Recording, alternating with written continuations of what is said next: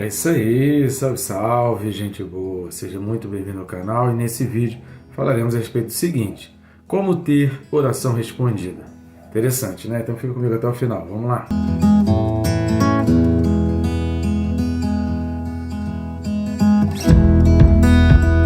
Só que antes não se esqueça de clicar aí para se inscrever. Bem rápido, você vai clicar no botão, aproveita e clica no sininho, porque assim você é notificado a cada vídeo novo. A gente tem colocado aqui vídeos que são exposições da palavra, explicações, os pontos mais importantes. É óbvio, sempre vai ter alguma coisa a mais no texto, você pode pesquisar aí.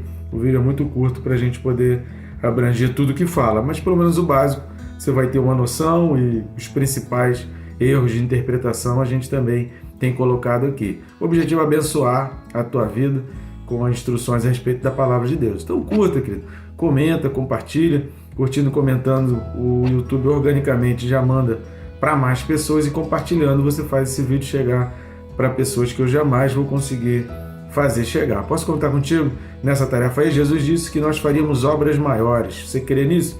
Eu creio, querido, que é possível fazer obras maiores. Então vamos, e através de vídeos a gente pode realizar, querido, coisas. Eu tenho visto, presenciado o quanto a gente consegue fazer com o compartilhar de um vídeo. Vamos junto nessa? Então, fica comigo aí, texto desse vídeo, Apocalipse capítulo 8, e os versículos são de 3 ao 6.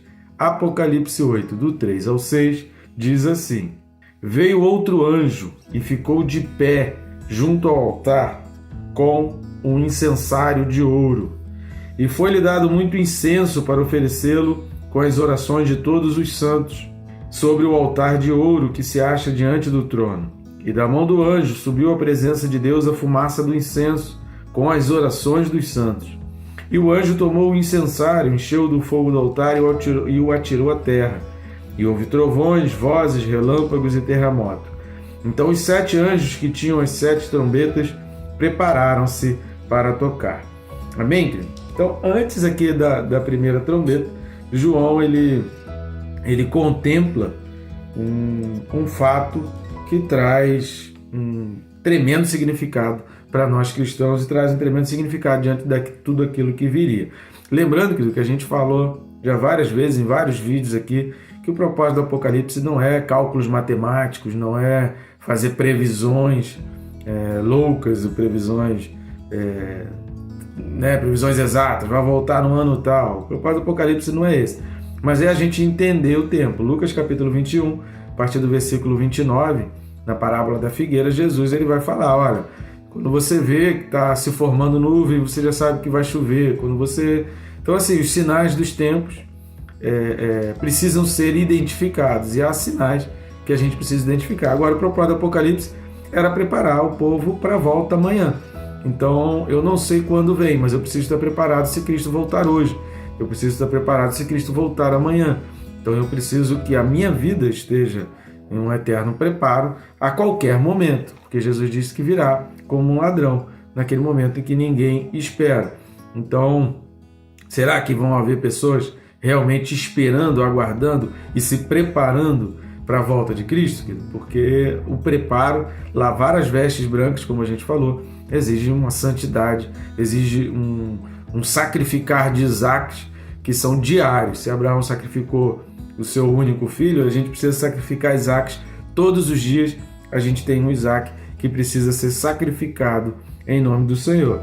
E esses textos aqui, do versículo 3 ao 6, João ele contempla um outro anjo que ficou de pé junto ao altar. No capítulo 4, o versículo 5, ele vai dizer o seguinte, a Apocalipse aí vai dizer o seguinte: do trono saem relâmpagos, vozes e trovões, e diante do trono ardem 7 tochas de fogo, que são os 7 Espíritos de Deus.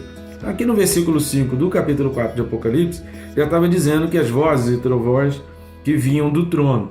E agora, essas vozes e trovões e relâmpagos, elas vão se materializar e vão ser derramadas sobre a terra, e aí as trombetas, na realidade, elas vão realizar tudo aquilo que João já tinha visto, e ele relatou no capítulo 4. E o fogo que estava no altar é exatamente aquele relatado ali. Sobre o incensário, o livro de Êxodo, capítulo 27, versículo 3, ele vai dizer o seguinte: far-lhe-ás também recipientes para recolher a cinza, e pás, e bacias, e garfos, e braseiros. Todos esses utensílios farás de bronze. Um grande diferencial que a gente vê aqui em Apocalipse é que o incensário é de ouro e não de bronze. Por quê?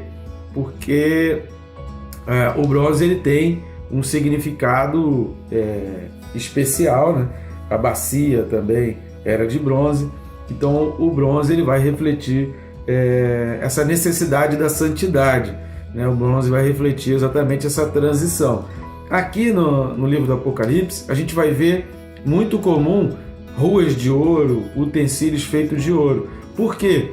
Porque não é por causa de uma ostentação, é porque o que João está querendo dizer é o seguinte, que tudo aquilo que a gente luta para ter valor aqui na Terra, no céu isso é simples, no céu isso é abundante, no céu isso é recurso básico, no céu isso é o mínimo que se pode ter. Então tudo que para a gente aqui na Terra é o máximo, as pessoas se matam para ter, como o ouro, por exemplo, é o metal mais precioso, simboliza assim uma riqueza, uma preponderância, uma arrogância. No céu isso é simples, isso vai ser tão básico que vai estar no chão, as pessoas vão pisar, ou seja, não são valores que vão ser...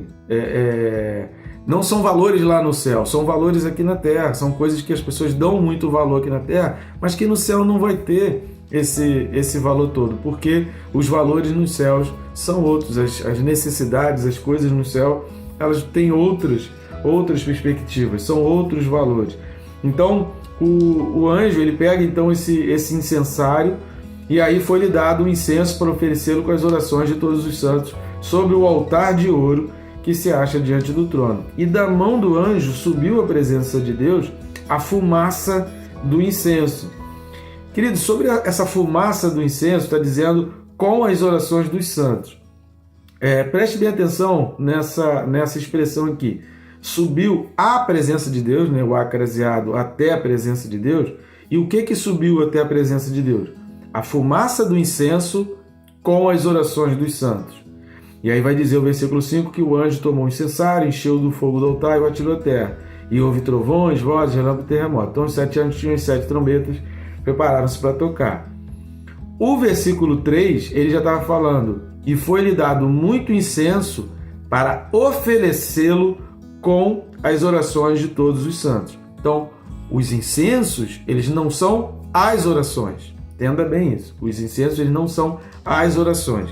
Eu queria que você lesse comigo Jeremias capítulo 11, que vai dizer, não vai dar para a gente ler todo o capítulo 11, mas ele vai falar sobre a violação da aliança. Então, é um texto que mostra uma indignação de Deus. Depois você leia aí todo o capítulo 11 de Jeremias, mas no versículo 11, versículos 11 e 12, fala uma informação muito interessante. Portanto, assim diz o Senhor, eis que trarei mal sobre eles, de que não poderão escapar. Clamarão a mim, porém não os ouvirei. Então as cidades de Judá e os habitantes de Jerusalém irão aos deuses a quem eles queimaram incenso, e a eles clamarão. Porém, estes de nenhuma sorte os livrarão do tempo do seu mal. Então repare as duas coisas que o povo estava fazendo aqui. O povo não estava deixando de falar com Deus. O povo estava falando com Deus.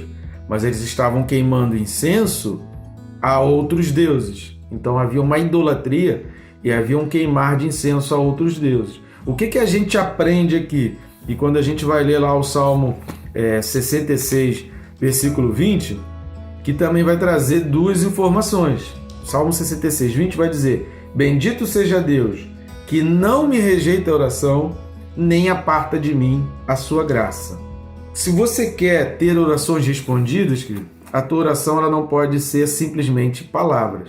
Entenda bem, o que é o queimar do incenso hoje no tempo da graça? Não que no Antigo Testamento não havia graça, tá? Não é isso que eu estou falando. A graça, ela está presente em toda a Bíblia, ela está presente de Gênesis a Apocalipse. Mas, depois de Jesus Cristo, a gente começou a ter um outro acesso. O que a Bíblia vai nos dizer é que algumas coisas que eram obscuras no Antigo Testamento se tornam agora mais claras no Novo Testamento. A questão da obediência, o princípio da obediência é o mesmo, as maldições decorrentes da desobediência são as mesmas, nada muda com relação a isso, e o aspecto de que do perdão de Deus vem tanto na lei quanto na graça.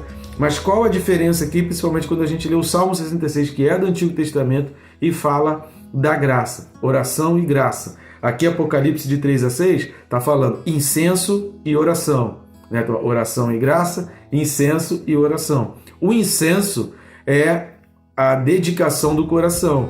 O incenso, ele representa a vontade do coração. O incenso, ele não representa as palavras da oração. O incenso, ele vai representar o teu foco. O incenso vai representar o teu objetivo. Então, lá em Jeremias 11, Deus vai falar, o povo está falando comigo, mas o foco dele está na outra direção. O povo até tem colocado palavras diante de mim, mas os objetivos deles, a vida deles, a dedicação deles, aqueles a quem eles realmente consideram, não estão na minha direção. O que Deus está dizendo é, as orações, para serem respondidas, elas têm que ter a palavra na direção de Deus e tem que ter a intenção do coração, o objetivo, ou seja, não são coisas repetitivas, não é repetir palavras que outros já falaram, que isso vai fazer a diferença para Deus e que isso vai ser levado pelos anjos. O que está falando aqui é que existe o incenso e existe, são duas coisas, o incenso e as palavras.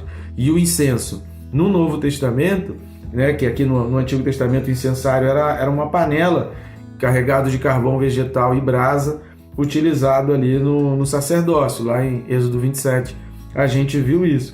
Agora, o que está falando aqui das orações é, por exemplo, quando a gente lê Apocalipse 3:10, que vai falar assim, porque guardaste a palavra da minha perseverança, também eu te guardarei da hora da tribulação que há de vir sobre o mundo inteiro, para experimentar os que habitam sobre a terra.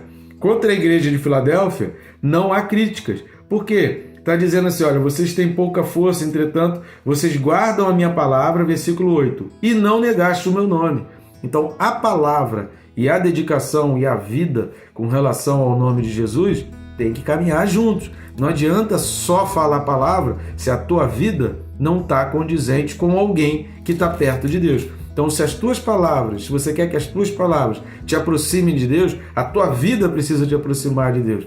Não adianta você falar coisas para Deus, mas no dia a dia, na hora do sufoco, na hora da angústia, os teus deuses são outros. Na hora que você está triste, o Deus é o álcool, é a droga, o Deus é o amigo, o Deus é o dinheiro. Então, para muitas pessoas, o Deus é uma ideologia. Então, para muitas pessoas, no dia a dia, os deuses dela, entenda muito bem, memorize essa frase, escreve aí, tudo aquilo que você não vive sem, isso é o teu Deus. Pode ser qualquer coisa. Se você não consegue viver sem aquilo, aquilo é o teu Deus. Por quê? Porque aquilo te orienta, aquilo te dirige, aquilo te guia, aquilo é o principal objeto do qual você depende. A tua dependência tem que estar em Deus. Esse é o teu incenso. O teu incenso é colocar a tua dependência em Deus. O teu incenso é colocar a tua vida caminhando na direção de Deus. Conversão significa eu larguei as coisas que para trás ficam e prossigo para o alvo. Mudança de direção. Se a minha vida não mudou de direção, não adianta eu simplesmente falar palavras para Deus. Porque eu vou falar palavras para Deus, mas estou caminhando na direção contrária. Imagina, é como uma criança que pergunta para o pai, pai, estamos chegando? Aí o pai fala, sim, estamos, mas ele está indo na direção contrária. Ou seja, ele está falando que está chegando, mas ele está indo numa direção oposta. E aí quando chega no final, o filho fala, ué pai, mas não era para cá que a gente estava indo. Filho, mas aí eu resolvi vir para cá. Por quê? Porque no final das contas reflete o que realmente o caminho para onde estava indo. Não é o que a pessoa estava dizendo, era o caminho onde ela estava. Então não adianta dizer que está indo para o norte se você está caminhando para o sul. Não adianta dizer que você quer chegar no norte e pedir para a chegada no norte para você enganar quem está à tua volta, se na realidade você está pegando uma estrada que vai para o sul.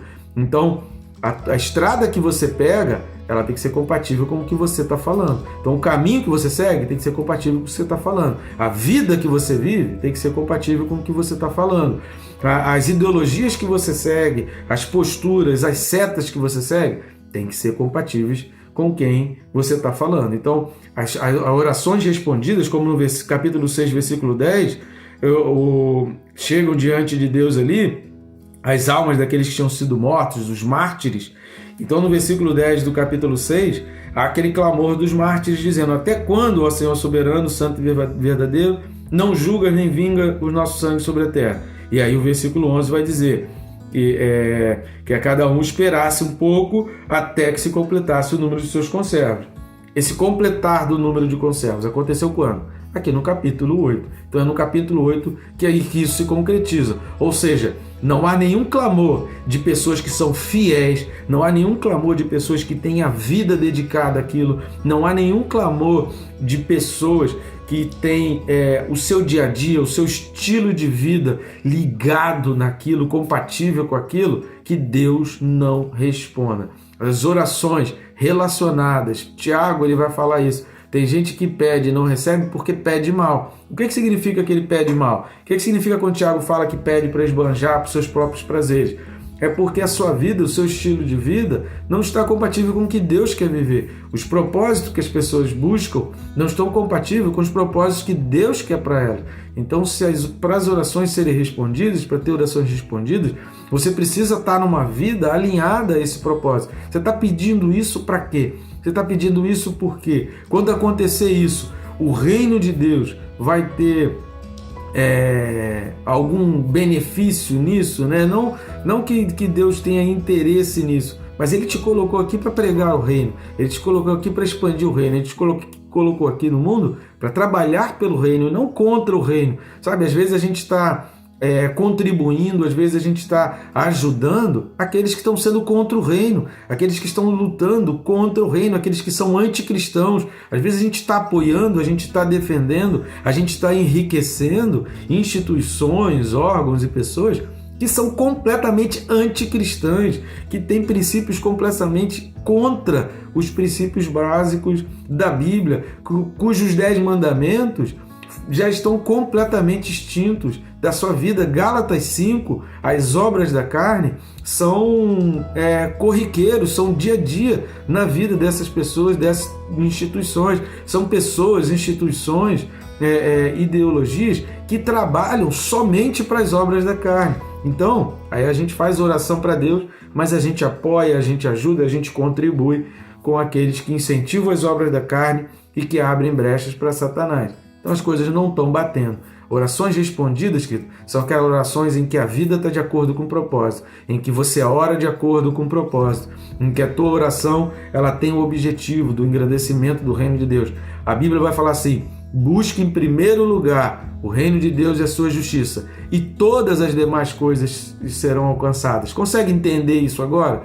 Marcos capítulo 16, Jesus vai dizer: as bênçãos o seguirão. Ide pelo mundo, pregai o evangelho a toda criatura, e as bênçãos vão correr atrás de vocês. Então, aquilo que você busca para receber, quando você trabalha na direção de Deus, essas coisas vão vir até você, essas coisas vão te alcançar, essas coisas vão chegar até você. Trabalhe a tua vida como quem trabalha para o reino. Viva no teu escritório, no teu dia a dia, no teu trabalho, na tua faculdade, como um cidadão do reino de Deus. Eu estou aqui, mas eu sou cidadão do reino. Então, em todo tempo, as pessoas precisam olhar para mim como alguém identificado com o reino. As pessoas precisam me identificar com o reino. Mesmo que eu não fale nada, as pessoas precisam olhar para mim e ver o reino de Deus em mim. Se a tua vida não está refletindo isso, as tuas orações elas estão vazias, está faltando incenso. Então não basta ter as orações, tem que ter o incenso.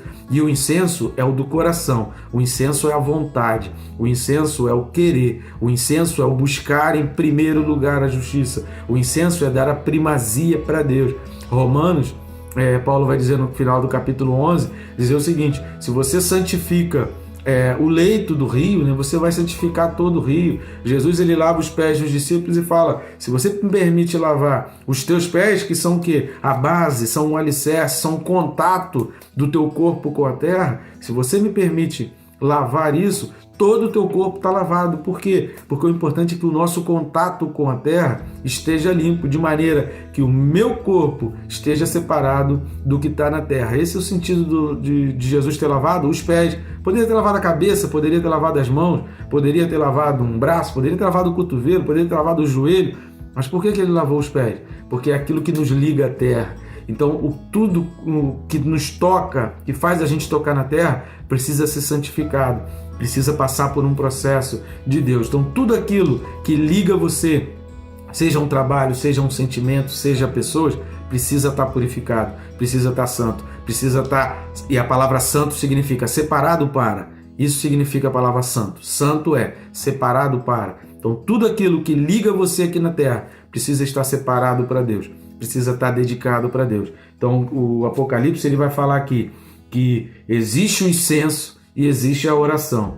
Então, para que essas duas coisas sejam atendidas por Deus, tem que ter palavras e tem que ter vontade, tem que ter propósito, tem que ter... Deus tem que ser a primazia, a tua fidelidade, a tua lealdade a Deus tem que ser inquestionáveis. Tá entendendo, querido? Deus quer responder a tua oração, Deus quer atender a tua vida, mas entenda que o teu dia a dia, o caminho que você percorre tem que ser compatível com o que você está dizendo, para onde você está indo. As pessoas precisam ver para onde você está indo pelas tuas palavras, e elas precisam ver que a estrada que você pegou está caminhando para lá.